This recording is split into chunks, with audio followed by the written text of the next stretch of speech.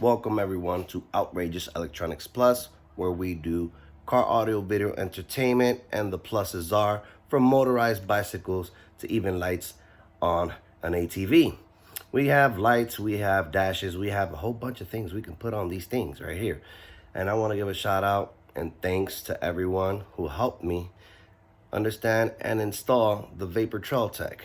That's what I got right here installed. I used everything in the package, which includes the hardware to install the Vapor Trail Tech key thingamajigger and the plastic to hold it up. The plastic to hold it up is a plastic where it kind of like does not leave it straight on your handlebars. If you're going to keep the stock handlebars on your vehicle like I am, it'll leave it kind of sideways.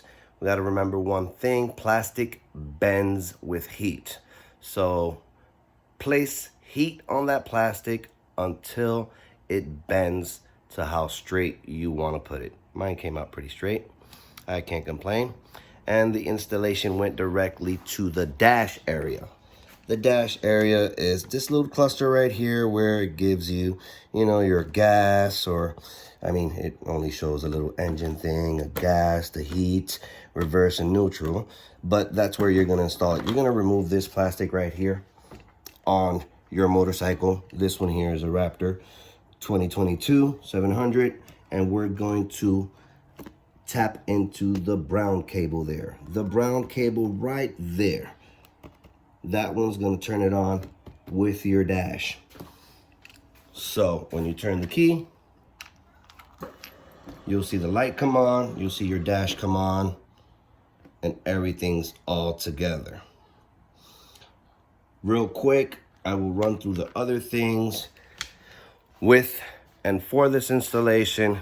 That's where you're going to find the power to the key, to the switch, to the ignition to turn it on. Real quick, the ground, you can put it anywhere in the chassis here, anywhere in the chassis. And depending on what your bike requires, you're gonna tap into the spark plug cable for your RPM cable. The ground again goes to the chassis, and this is where you're gonna cut for you can add the heat sensor on your bike if it requires that. So hopefully that helps you install real quick, and it doesn't have you searching and searching and searching and searching and searching and searching many videos. And this one gets you installed and done. Thanks for watching, and good luck. Till next time. Later.